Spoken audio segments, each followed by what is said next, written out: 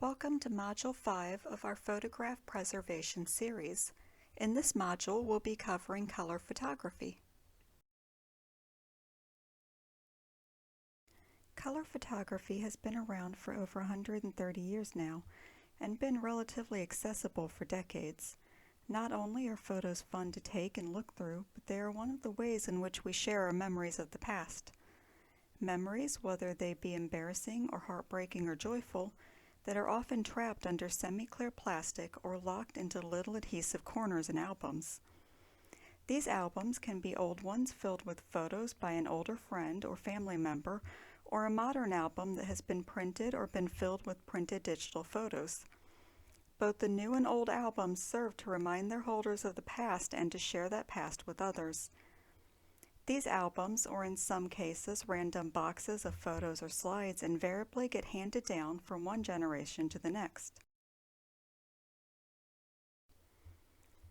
For those of you who've gone through basements and attics of relatives, or choose to do so in old houses, most especially of the condemned or abandoned variety, it may come as no surprise to find a hidden treasure trove of boxes of photos, slides, or albums.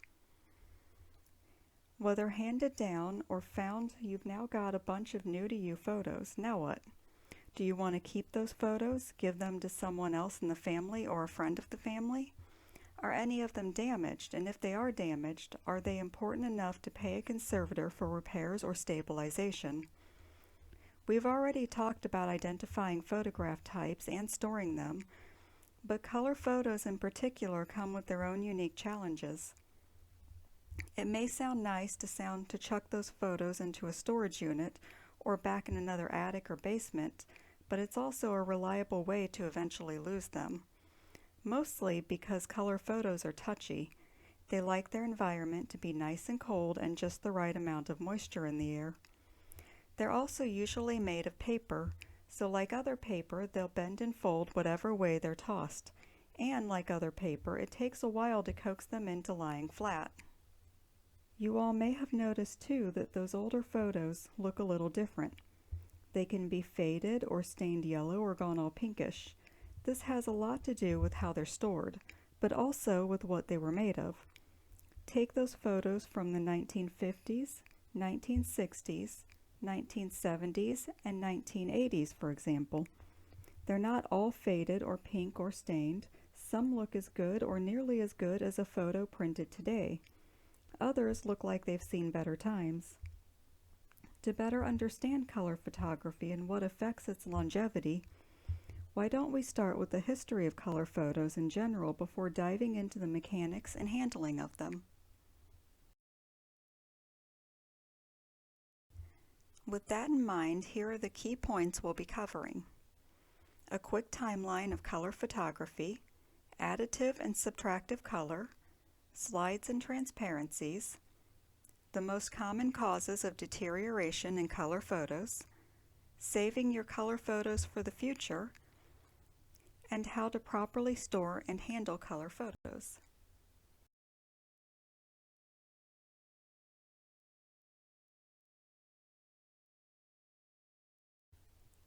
Color photography as we know it today was brought about by several major developments. The first color photographs, which date back to the beginnings of photography itself and lasted through the late 1800s, involved artists hand-painting black and white photographs, a sort of combination of photography and portraiture. As seen in this photo of the Carandini ladies taken by Charles Hewitt around 1875, the picture is more eye-catching than a typical black and white photo, while still capturing the exact likeness of the ladies. This was still a far cry from true color photography, though. The beginnings of photographs captured in color began with James Clerk Maxwell. In 1861, Maxwell was able to create this photograph of a tartan ribbon by combining images taken with 3 different filters. This is considered to be the first color photograph captured by a camera. However, Levi Hill claims to have taken the first color photos in 1851. For several reasons, including Hill's secrecy and his subsequent reception at the time, Maxwell is still considered the first to take a color photo. A link to an article covering the possibility that Hill did indeed beat Maxwell is in the Further Resources section if you'd like to read more about this. It's an interesting story that's shrouded in some controversy even today. It would be another 30 years before Gabriel Lippmann developed the Lippmann plate in 1891. This photo of a vase of flowers was taken by Lippmann using his photographic process, which used reflected light instead of dyes or pigments to capture images.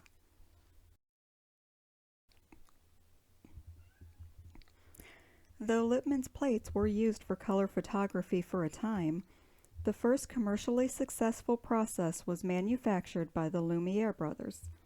Called autochromes, these plates were coated with varnish and grains of potato starch dyed red, green, and blue-violet that were used to capture color. This autochrome photo of Mark Twain relaxing with the book in his pipe was taken in 1908 by Alvin Langdon Coburn. The autochrome held strong until 1935 when the chromogenic process was developed. Starting with Kodachrome, the process was quickly followed by many others, including Ektachrome, Agfa, and Fujicolor. Chromogenic photography that produces images like this photo taken at Whiteman Air Force Base are still in use in film cameras today, and many people still remember using 35mm 110 film and disposable cameras, all of which are still available. Starting in 1963 and running concurrently with other film processes was the dye diffusion transfer photo.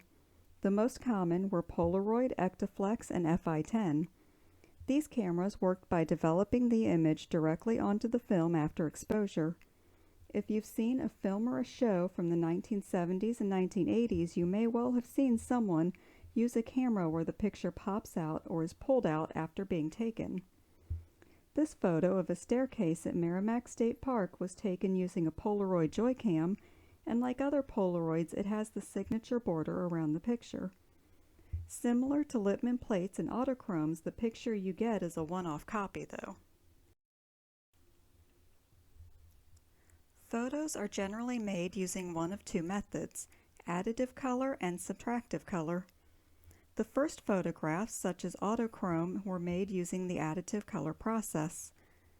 Additive color works by adding color to a dark background. Colors on the RGB or red, green, and blue color scheme are added until the desired image is achieved. Photos created in this way, many forms of media that use this method in fact, can only be seen through a viewer or projected through transmitted light. Smartphones and computers are examples of modern additive color devices. Chromogenic photos use the subtractive color method. Subtractive color works by subtracting certain colors from the photo through the use of filters. Subtractive color photos are printed or developed on paper or some other substrate. Rather than needing a viewer, these photos can be seen with the naked eye. Subtractive color uses the CMY or cyan, magenta, and yellow color scheme. One of the most common forms of subtractive color today is the printer. Transparencies traverse both the additive and subtractive methods. Additive processes like the autochrome and Lippmann plates are transparencies, but chromogenic processes can also create transparencies. The film used for chromogenic transparencies goes by many names, including diafilm, slide film, and reversal film. Film reels, like those used in 35mm cameras, generally produce negative images that are developed into a photograph. In fact, one negative can be used to make many photographs as long as the negative is not too degraded. However, slide film works by creating a positive image directly on the film, which also means that that one image is the only image you have. When slide film is turned into slides, the single image is cut out of the film strip and placed in a protective case. These cases can be made of metal, plastic, or paper. The cases are necessary to view slides in a projector as they are placed inside of slots in a carousel and moved within the machine to view. While slide film can come in many sizes, 35mm is one of the more common ones. If you happen across a collection of slides 35mm or otherwise, you can still view them with a couple of different options. The first, and certainly the cheapest, is if you also happen across an old projector that is still in working order. If not, an old projector can be purchased, though it may not be easy to find. Another option is a modern slide viewer as seen on the right. The most common ones allow you to view the slide on a small screen at the front of the device. But a slide viewer, no matter how modern, cannot make up for a deteriorated slide any more than a nicer album or better lighting can improve a deteriorated photo. There are many things that can cause deterioration in slides and photographs, and some that specifically affect color photos. Here we will cover some of the most common ones. One of the first things to watch out for are bugs, rodents, bats, birds, and other creatures that may get into your collection. They can eat the photos, leaving holes and large losses, leave behind droppings, and build nests or webs on the photos. Another cause of deterioration is storage. Storing photo collections on wood or baked enamel shelves can cause deterioration in the form of off-gassing. Depending on how the shelves were treated, gases can be released that may cause harm to the photos over time. In the case of baked enamel shelving, formaldehyde can leach out of shelves that have not been cured appropriately. Improper encasings are also a concern. Photos stored in the wrong type of envelopes or in cases that are the wrong size can lead to several types of deterioration. For instance, a photo stored in a polyester envelope can get water damage. A leak could trap water inside the envelope with the picture, or large fluctuations in humidity could cause condensation to build up inside the envelope if the wrong type of material is used. Both of these could lead to significant irreversible damage. Another risk to watch out for are photos that have been stored improperly. Rolling very long photos like the one seen here can lead to the photos wanting to stay in this shape. Any attempt to unroll them without proper humidification and flattening, generally done by a conservator, can cause cracking in the emulsion, or in the case of brittle paper, tears in the substrate. Sometimes it can lead to both. If you would like to hear more on photographic conservation, the first part of our fourth module covers that topic. Some factors are out of our control when it comes to deterioration. As you can see, improper storage is a major contributor to damage and deterioration, which means in many cases the damage is out of our control if the photos were stored improperly by a previous owner. Another factor we have no control over is the original processing. A photo may have been processed in old or overused solution.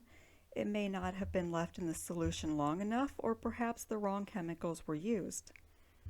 Metal fasteners such as staples or paper clips may have been used, leading to the rust stains shown here. Glue and tape can also leave behind stains even after their removal. Some deterioration present on a photo may not even be on the photo. If the original negative had been damaged or processed incorrectly, every photo made from it will appear damaged as well. Temperature and relative humidity are particularly destructive causes of deterioration for photos. When either of these factors is too high or too low, or there are large fluctuations in them over a specific time period, it can lead to dark fading or dark staining. Dark fading is when a photo that is stored in the dark continues to fade. Dark fading leads to the loss of dyes over time. Some dyes are more susceptible to dark fading than others. If, for instance, the cyan and yellow dyes fade first, this can leave a picture looking pinkish or reddish, similar to the one here. Dark staining, on the other hand, is where a picture stored in the dark can develop a yellow stain over it. Some color photos are less prone to dark fading but more likely to dark stain. Another problem that can occur because of temperature and relative humidity is what is known as vinegar syndrome. According to their article on vinegar syndrome, the National Film and Sound Archive of Australia describes it as follows. When cellulose triacetate begins to decompose, deacetylation occurs and the acetate ion reacts with moisture to form acetic acid, producing a vinegar odor when the can is opened. Once vinegar syndrome occurs, it cannot be reversed. It can also infect other photos and films in the area. It is advisable to quarantine any media that has developed the syndrome. Discovering vinegar syndrome can be done by smell, but there are strips made as well to detect it at the earlier stages. Vinegar syndrome, thankfully, is not a concern for polyester film, though. Another major cause of deterioration for photos is light, both natural and fluorescent. Both of these lights contain harmful UV rays that cause significant fading in color photos. A photo that may be fine in dark storage could fade very quickly in light. Light from projectors also causes fading. It is a good idea to check how much projected light exposure a slide is capable of handling before using them. The book, The Permanence of Care of Color Photographs by Henry Wilhelm and Carol Brower Wilhelm, has a table on projection times for the different types of slides on pages 215 and 216. A link to this chapter can be found in further resources. While deterioration can be unavoidable, its shadow doesn't have to hang over your photo collection. Photos can be saved for the future. One of the best ways to do this is to create physical or digital copies. This creates a backup for your photo in case anything happens to the original. A physical backup can be stored in a separate location from the original or given out to friends and family. A physical copy is also great for display. The original can be safely put in dark storage while the copy is on display. A digital copy, on the other hand, allows for digital touch-ups like the one done to this photo. With the right software and knowledge, photos can be restored to their original or close to original look. Keeping your photos stored away safely and considering copies, digital, physical, or both, will help to protect them for as long as possible, and it will preserve them for others to see, whether that is your great-grandkids or visitors to a museum.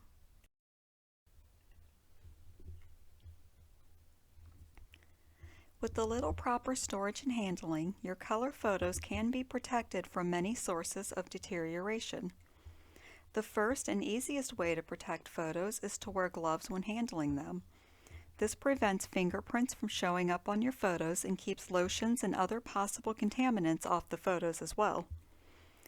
Another important factor is to use the proper storage furniture. Generally, metal shelves with shelving spaced far enough apart to store your collection, but not so far apart as to encourage stacking boxes or files too high is recommended. Metal drawers and metal map cabinets can also be used. It is recommended to use powder-coated or anodized aluminum metal shelving, but baked enamel can be used if it's your only option. However, it must be properly tested to ensure that it has been cured correctly. Any improperly cured shelving will off-gas formaldehyde and possibly damage your photos and/or film.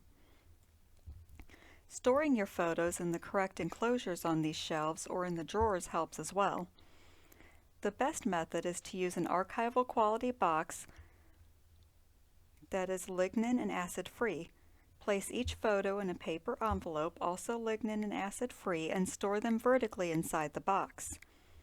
To find a photo quickly, each envelope can be labeled with the photo's location or event, the year if you have it, and other metadata. We'll be covering metadata in more detail in Module 7. While paper envelopes are the preferred storage solution for photos, a photo that is going to be handled and viewed often can also be stored in a polyester sleeve. Archival quality polyester is best, but using a lower grade option like polypropylene or polyethylene works as well. The name brands for archival polyester are Mylar and Melanex. If using polyester sleeves, it is a good idea to check every now and then to make sure there's no moisture in the sleeve. This is less likely to occur if the correct temperature and humidity is maintained. The general guidelines for these are 60 degrees Fahrenheit or cooler, 16 degrees or cooler for Celsius. If part of your collection has glass plate negatives or glass plate photographs, the temperature needs to be around 60 to 65 degrees Fahrenheit or 16 to 18 degrees Celsius. The relative humidity for the collection should not exceed 50%, but 30 to 40% is better. For more information, check out our Preservation Basics video on how temperature and relative humidity affect collections.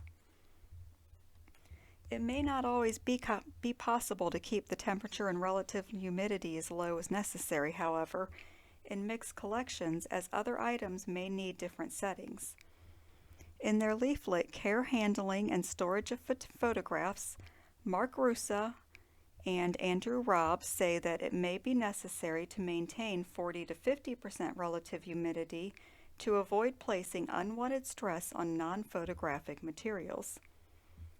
The equipment for cold storage may not be accessible or affordable either.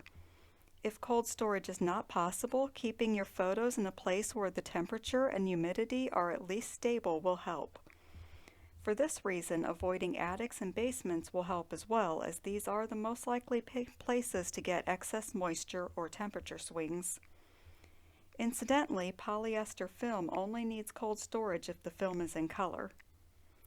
Keeping your photos in dark storage will help preserve them for longer as well. If you do display a photo, avoid putting it somewhere in direct sunlight or under fluorescent lights. One thing that may be easy to overlook but is also an important part of handling is regular cleaning. Keeping both the shelves and the storage boxes clean goes a long way to protecting your collection from wildlife, and it ensures you'll notice water leaks sooner. If you would like to read more about color photography, from the Levi Hill color photo controversy to care and handling and more, please consider the following resources. These links will all be included in the video description.